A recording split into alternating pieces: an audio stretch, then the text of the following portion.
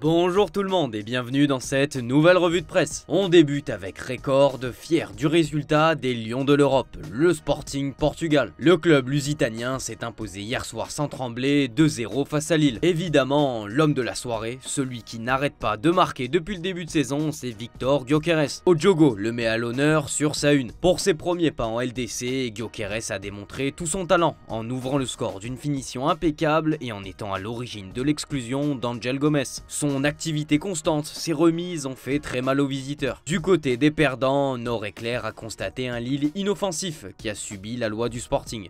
L'équipe se montre encore plus dure et parle d'un LOSC en perdition qui doit se remettre en question.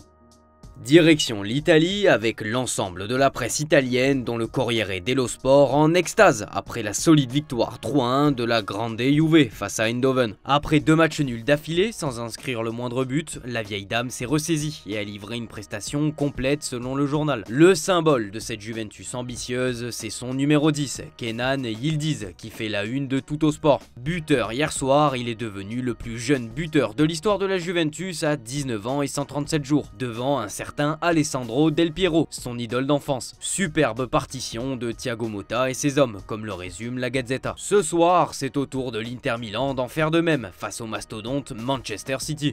Le match de ce soir est un test de vérité pour le journal au papier rose. Les Nerazzurri n'arrivent pas dans les meilleures conditions, eux qui restent sur un nul face à Monza et avec sa star Lautaro un peu dans le dur en ce moment. La bombe du jour en Italie nous est offerte par l'AS Roma. Après un mercato ambitieux de presque 100 millions d'euros, la Roma a enchaîné les revers en ce début de saison, se retrouvant à la 15e place. Le club romain a donc décidé de licencier son entraîneur, Daniele De Rossi, pour relancer une nouvelle dynamique, comme annoncé dans un communiqué. Pas encore d'idée précise de remplaçant à l'heure actuelle. L'autre club qui était sur le pont hier soir, c'était l'AC Milan, qui s'est fait surclasser 3-1 face à Liverpool. Des débuts réussis pour les Anglais grâce à des têtes, comme le placarde le Daily Express. D'abord menés, les Reds ont réagi avec 2 buts de la tête de ses défenseurs, Virgil van Dijk et Ibrahima Konaté. Une première en Ligue des Champions convaincante pour Arne Slot. Liverpool est parvenu à relever ce challenge en livrant une performance prometteuse. Soirée noire en revanche pour Milan qui a perdu sur blessure Mike Maignan en plus de la défaite. Les supporters ont abandonné les tribunes de San Siro avant le coup de sifflet final et la Curva Sud a entonné des chants de protestation. Une soirée cauchemar avec un Milan en crise pour la Gazzetta et un Paulo Fonseca déjà sous pression qui en cas de défaite dans le derby de Milan dimanche pourrait déjà être sur la sellette. La presse britannique a les yeux rivés sur le choc face à l'Inter. Ce remake de la finale 2023 dépendra d'Haaland qui avec sa forme actuelle peut faire plier n'importe qui pour le Daily Star. Un but du Norvégien contre l'Inter Milan ce soir ferait de lui le joueur le plus rapide à atteindre 100 buts pour un seul club en Europe, battant le record détenu par un certain Cristiano Ronaldo. Autre match plus anonyme hier certes, c'est la victoire 7-0 de Manchester United en Carabao Cup contre Barnsley. Le Manchester Evening News met à l'honneur Marcus Rashford qui confirme sa forme retrouvée avec ce doublé. Autre victoire d'un club anglais, celle d'Aston Villa contre les Young Boys de Berne 3-0. Un magnifique hommage pour Gary Shaw, légende du club décédé récemment. Direction l'Espagne à présent avec le Real Madrid qui connaît une fin heureuse avec le succès 3-1 face à Stuttgart comme l'indique AS. Malmené et bousculé la majeure partie de la rencontre, le Real s'en est remis à des exploits de Thibaut Courtois. AS est impressionné par le portier belge, auteur de 6 arrêts et élu sans contestation MVP du match. Autre satisfaction, l'entrée en jeu une nouvelle fois décisive d'Hendrick. Le Brésilien s'est offert un magnifique cadeau de mariage avec ce but, selon AS. Son coach a salué son courage de tirer dans cette position. Rodrigo, lui, l'a traité de fou et Courtois allait le tuer si Hendrick manquait cette occasion. Mbappé a lui salué sa maturité et sa vitesse d'adaptation à l'Europe et son équipe.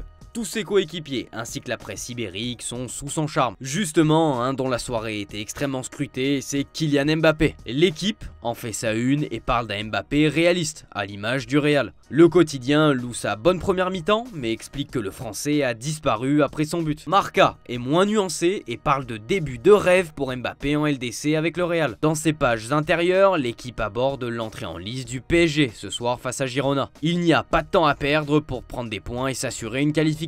Le Parisien aborde la rencontre sous le prisme de Luis Enrique. Le journal loue les qualités du coach espagnol qui a su obtenir l'adhésion de son groupe et a mis en place une approche ambitieuse et efficace jusqu'à présent. En Espagne, Marca reprend le slogan du PSG avec « Ici, c'est Girona ». En Catalogne, on souhaite jouer un mauvais tour à Paris, mais on se méfie de Dembélé et Barcola, comme le relais sport. Réponse ce soir. On passe à un sujet moins réjouissant avec le cas Wissam Ben Yedder. Poursuivi pour agression sexuelle en état d'ivresse, l'ancien capitaine de l'ASM a proposé à la chambre d'instruction de la cour d'appel d'Aix de faire une cure de désintoxication à l'alcool afin d'éviter la détention provisoire. Pour rappel, Ben Yedder aurait essayé de se masturber à côté de la plaignante et a tenté de l'embrasser. Il est dans l'obligation de pointer 2 fois par semaine au commissariat et éviter les débits de boissons et les discothèques. Il doit également rester chez lui entre 20h et 6h du matin. Monaco Matin se demande quelle sera la décision de la justice, qui donnera son verdict aujourd'hui en fin de matinée. Ben Yedder risque une lourde peine de prison, son audience est prévue le 15 octobre prochain. On termine notre tour en Allemagne avec un incroyable Bayern pour Bild qui a infligé une tempête au Dynamo Zagreb avec cette victoire 9-2.